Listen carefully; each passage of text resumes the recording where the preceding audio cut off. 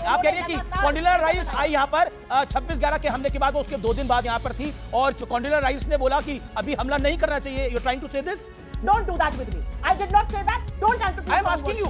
There is a reason why we never used to come to your show. Don't say that. I am asking. सारे आतंकी हाथ में लाल रंग का कलावा पहन के आए थे, और अगर जिंदा नहीं पकड़ा गया होता कसाब तो ये आरएसएस टेरर की थ्योरी चेप देते होता। किताब लिख के तो अजीत भरने की तैयारी है। अमित शाह कांग्रेस की तारीफ करेंगे, अमित शाह इसी तरह की उलझुल बयानबाजी करते हैं। रहे होंगे गृह मंत्री, क्या फर्क पड़ता है? अरे है, मैंने बोला है होंगे गृह मंत्री काम है। हमारी एजेंसी पर हमारी सरकार की बहुत बड़ी सफलता थी जो यूपीए के दौरान हुई थी। अरे हमने 93,000 प्रिजनर ऑफ वॉर उस समय के इस पाकिस्तान यानी आज के बांग्लादेश में छोड़े, और 54 प्रिजनर ऑफ वॉर जो आज के पाकिस्तान में थे वो वापस नहीं लिए।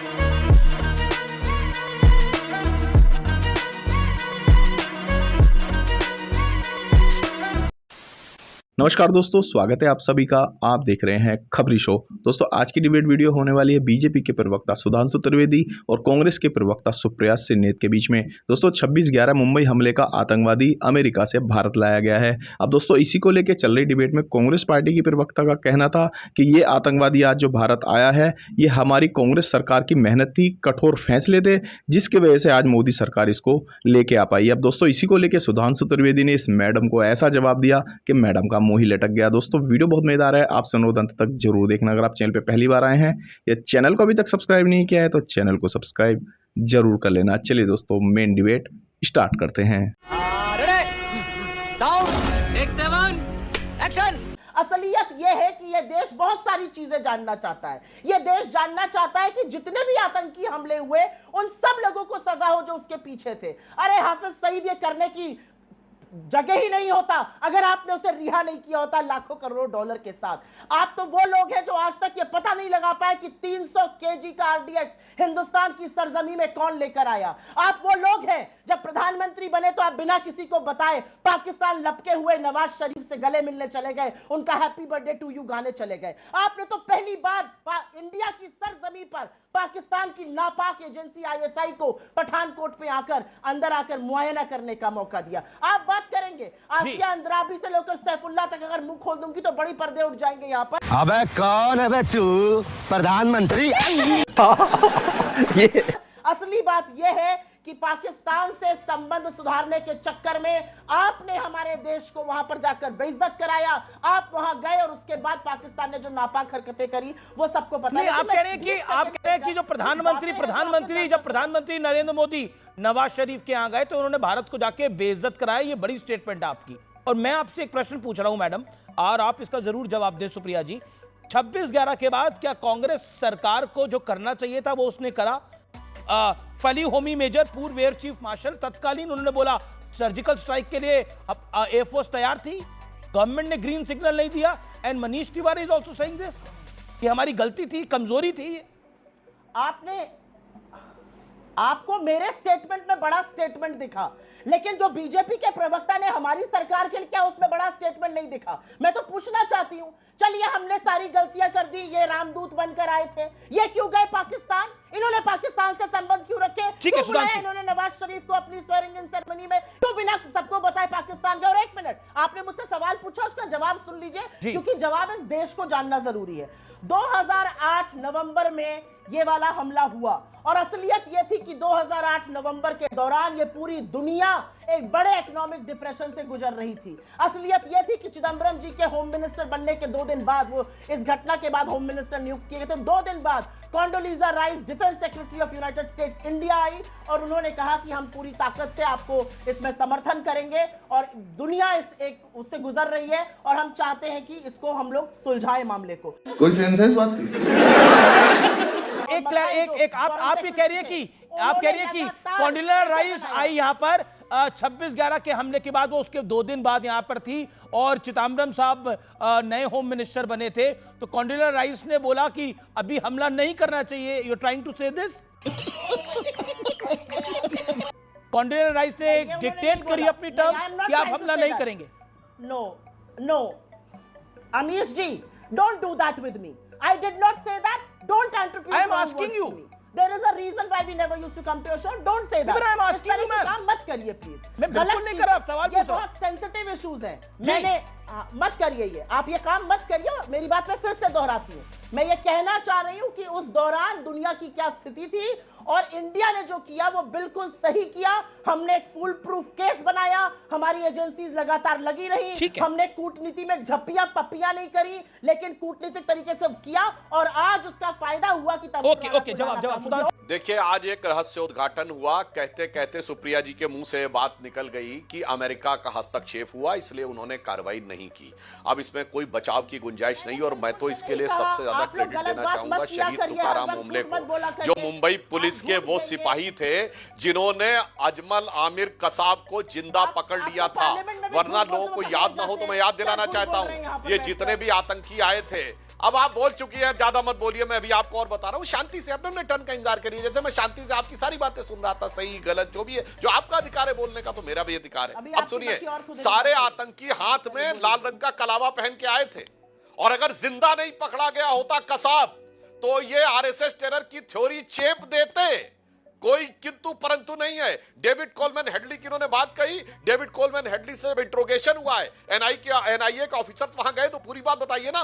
समझौता एक्सप्रेस ब्लास्ट में भी उसने बताया कि उसने क्या क्या काम किया और आईएसआई से कैसे पैसा आया। डेविड कोलमैन हेडली की तीसरी वाइफ थी फौजिया, उसका भी एफबीआई के सामने दिया गया बयान है। और इन्होंने समझौता एक्सप्रेस ब्लास्ट को, जो ये खुद इनकी सरकार आईएसआई के मान रही थी, अचानक यू टर्न लेकर हिंदू टेरर पे ले आए। अरे साहब, वो तो भला हो शहीद तुकाराम ओमले का, वरना आपने तो इसको भी बना दिया होता। किताब लिख के तो अजीज बरनी की तैयारी ही थी। क्या बात है सर, क्या बात है सर। अमित शाह ने कल सुप्रिया जी बोला कि कांग्रेस के नेता ही देश के विभाजन के लिए जिम्मेदार हैं, उनकी तुष्टीकरण की नीति ही देश के विभाजन के लिए जिम्मेदार है। कांग्रेस सिर्फ तुष्टीकरण की राजनीति करती है और सारा कुछ वोट बैंक के समझौते के लिए करती। क्या यह वोट बैंक का समझौता था जिसको गृह मंत्री अमित शाह कह रहे हैं? अमित शाह ब्रह्मवाक्य बोलते हैं, अमित शाह राजा हरिश्चंद्र हैं जो सच बोलते हैं। अमित शाह कांग्रेस की तारीफ करेंगे, अमित शाह इसी तरह की उलझुल बयानबाजी करते हैं। रहे होंगे गृह मंत्री, क्या फर्क पड़ता है, सिस्टम पार देंगे। उलझुल की बातें करते हैं, विभाजनकारी बातें करते हैं, विभाजनकारी नीति। अरे है, मैंने बोला है, होंगे गृह मंत्री कहा मैंने। जो भी हो, अमित शाह क्या हमारी तारीफ करेंगे? क्या हमारी तारीफों के पुल बांधेंगे? आपको पता है वो 5 कौन से ऐसे सबूत हैं जिसके कारण आज तबहुर राणा का प्रत्यार्पण हो पाया है? आपकी रिसर्च ने जरूर बताया होगा, मैं आपकी रिसर्च को और पुख्ता कर देती हूं। तबहुर राणा सिर्फ मुंबई नहीं, दिल्ली, आगरा, अहमदाबाद और कोची भी गया। हमारी एजेंसीज ने उसका पूरा डिजिटल फुटप्रिंट दिया, उसके लोकेशंस दिए, वो पहला सबूत बना उसके खिलाफ। जी। उसके एलईटी से संबंध के सारे डॉक्यूमेंट्स एंड डेटा दिए, वो दूसरा संबंध बना, उसके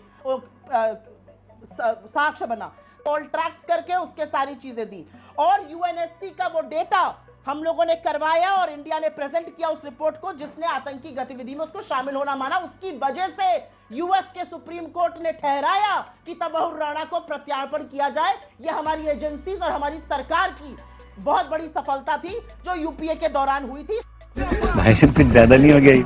अटल जी ने वार्ता करी आगरा। हर प्रधानमंत्री अपने नेबरहुड में शांति चाहता है। उसके बाद कारगिल हुआ, तो क्या अटल जी को हम बिल्कुल अक्षम में बता देंगे? ओके, सुधांशु त्रिवेदी, अटल जी पे बात हुई? ये क्या बातें करते हैं? अभी बता है भाई, अभी बता है। सुप्रिया जी जोश में आती हैं तो कई बार उनके मुंह से क्या निकल जाता। उन्होंने कहा अटल जी ने मुशर्रफ को आगरा में बुलाया, उसके बाद कारगिल हो गया। अरे नवाज शरीफ महोदया, आगरा शिखर वार्ता 2001 में हुई है और कारगिल उसके 2 साल पहले 1999 में हो चुका था। हाँ, अरे सुनिए, तो सुनिए आप बोल रही थी, मैंने शांति सुना। अब बताता हूँ, इतनी मजेदार बात है। आप देखिए, आपके दर्शक देखेंगे कि अफजल को फांसी 2007 से 2014 7 साल लगे होने में, मगर इन्होंने जो सबूत दिलाए थे, मोदी जी की सरकार आए हुए 11 साल हो गए हैं, मतलब, मगर जो क्रेडिट है वो 11 साल पहले के सबूत। तो गजब का इन लोगों का टाइम डायलेशन है। मतलब एक चीज में तो फाइल जो हो चुकी है साइन करने में 7 साल हैं, मगर सबूत जो हैं वो 11 साल पहले से लागू हैं। जैसे लोग कहते हैं ना कि वो आईटी रिवॉल्यूशन राजीव गांधी जी लाए थे, मतलब वो लाए 85 में थे और दिखना शुरू हुआ 2015 में। 1995 में नरसिम्हा राव की सरकार परमाणु विस्फोट करने जा रही थी, अमेरिका से एक घुड़की आई और ये चुप हो गए थे। और हमने 98 में करके दिखाया और यह कहा कि we are a nuclear state. Indira ji 74 में नहीं बोल पाई थी we are a nuclear state, उन्होंने कहा था हमने शांतिपूर्ण कारणों से किया है। इंदिरा गांधी ने बड़ा जबरदस्त काम किया था, 93,000 प्रिजनर ऑफ वॉर थे, उसके बावजूद पीओके क्यों नहीं लिया? छोड़िए, अरे हमने 93,000 प्रिजनर ऑफ वॉर उस समय के पाकिस्तान यानी आज के बांग्लादेश पे छोड़े और 54 प्रिजनर ऑफ वॉर जो आज के पाकिस्तान में थे वो वापस नहीं लिए इंदिरा जी ने। आतंकवाद के विरुद्ध कांग्रेस कितनी गंभीरता से प्रयास करती थी, मैं इसका प्रमाण देना चाहता हूं। संसद के हमले के मुख्य मास्टरमाइंड अफजल गुरु को सर्वोच्च न्यायालय ने फांसी की सजा सुना दी 2006-7 में। उसके बाद कांग्रेस के नेताओं के लाइन से बयान आए कि अफजल हालात का मारा है, अफजल के साथ ठीक नहीं हुआ है। शशि थरूर के और मणिशंकर अय्यर के बयान हैं और इनके उस समय कश्मीर के मुख्यमंत्री दौड़ कर आए। 7 साल उसकी क्षमा याचना अटकी रही राष्ट्रपति के पास। 7 साल जब बीजेपी की सरकार आने वाली थी उससे कुछ महीने पहले, क्योंकि अब इनको पता था कि ये जाने वाले हैं तो इसलिए इन्होंने किया। आप सोचिए ये कितनी गंभीरता से प्रयास करते थे। एक कहावत होती 9 दिन चले 2.5 कोस, इन्होंने क्या काम किया, एक फाइल चले 7 साल।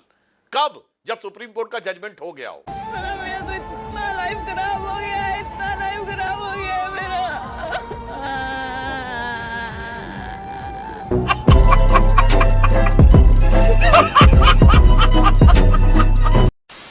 दोस्तों इस वीडियो में इतना ही। अगर आपने वीडियो अंत तक देखी है तो उम्मीद करता हूँ आपको वीडियो पसंद आई होगी। वीडियो के बारे में आपकी जो भी कोई राय है कमेंट्स करके जरूर बताएं। वीडियो को अंत तक देखने के लिए आप सभी का बहुत बहुत धन्यवाद। ऐसी मजेदार वीडियो देखने के लिए चैनल को सब्सक्राइब करना बिल्कुल ना भूलें। चलिए दोस्तों मिलते हैं वो जल्द अगली वीडियो में, तब तक के लिए जय हिंद, वंदे मातरम।